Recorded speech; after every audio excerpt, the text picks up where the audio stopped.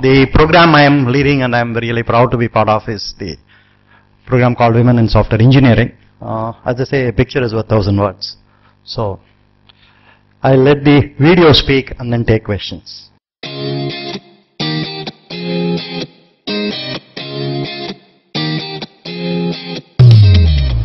If you're a company in India, let's say, what are your options to find good women engineers?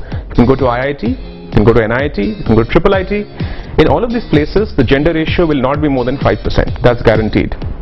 So the question then became that how can Talentsprint play a constructive role in unleashing a large number of high-end software engineers in the Indian ecosystem. Luckily for us, we started collaborating with some of the best progressive women's colleges, and we thought that if we can enable these colleges in a nice manner, in 2 to 3 years' time, we can start to see the results of such intervention.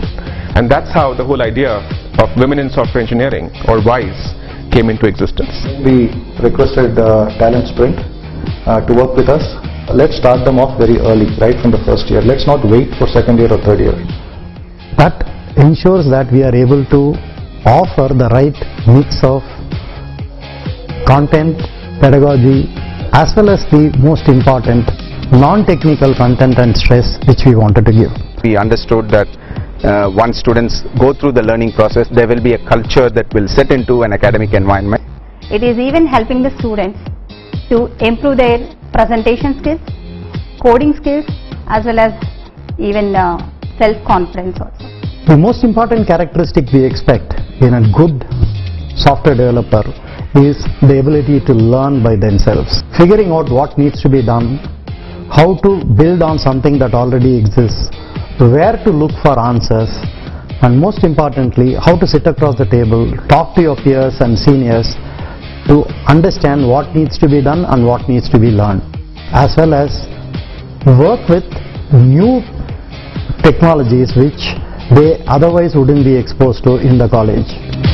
WISE actually acts like a bridge between college environment and industrial environment, where we have to apply our concepts and try to develop real world applications. We came to know the new technologies, what are the softwares we are going to use, and we have also learned self-learning.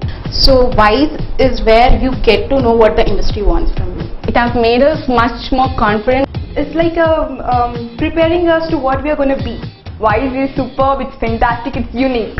So at the end of the second year, that is 5 modules, we presented the top 20 students to different organizations, and Microsoft was one of them. They looked at the people and they were very favorably impressed with the quality of learning and communication skills and technical understanding they had, and they have graciously accepted to mentor the top 10 people throughout their third year.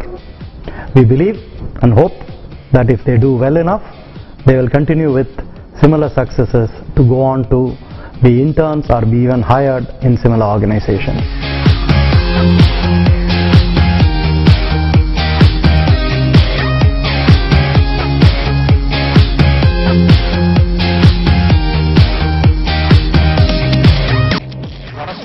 About how to make what happens to the curiosity of the student, why is the student not interested, so on and so on.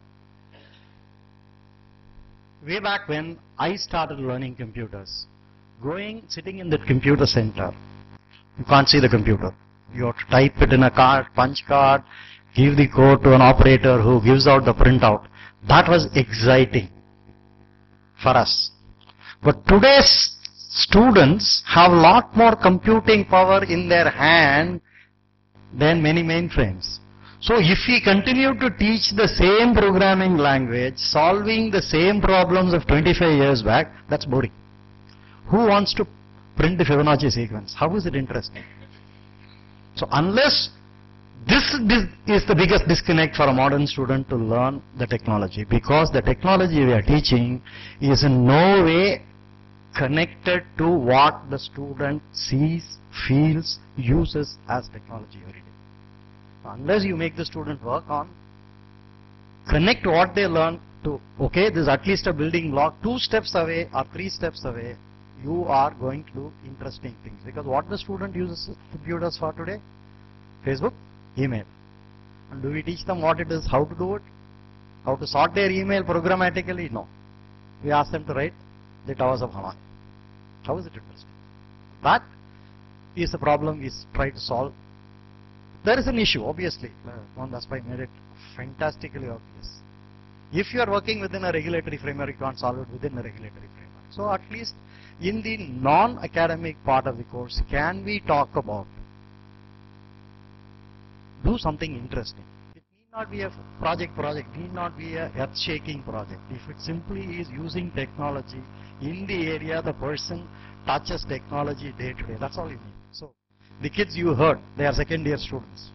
They talk, make presentations routinely. Why?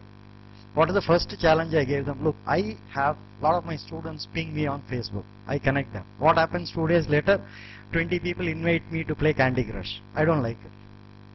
So they looked at me, what do you want to show them? I want you to write a program for me which I can use so that anybody who invites me to Candy Crush, I am going to delete their friendship. You are writing the program for me.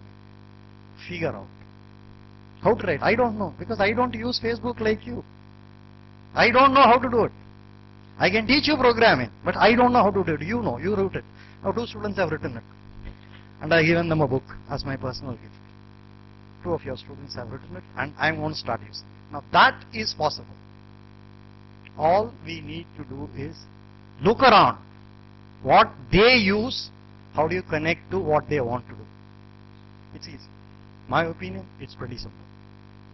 We have to put ourselves in their place. We can't put themselves in our place. As teachers, we often think about how we learn and we think that works for them. It doesn't. They are bored out of their skulls.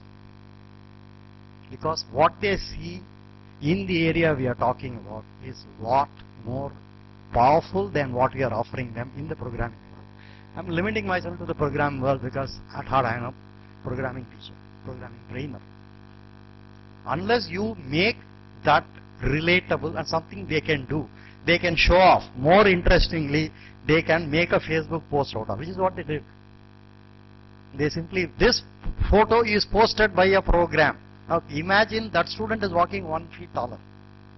She made it happen after 5 weeks of struggle. I said, I can't even teach you one thing because I don't know how it works. I hate that PHP language. I won't work in it. I don't like Facebook. See, I'm old, grey hair. I don't like Facebook. But I am on Facebook to deal with you. You have to deal with it. So they took them 5 weeks of effort. And the first 2 people solved it. They made the post, and how did they announce it? They announced it in Facebook.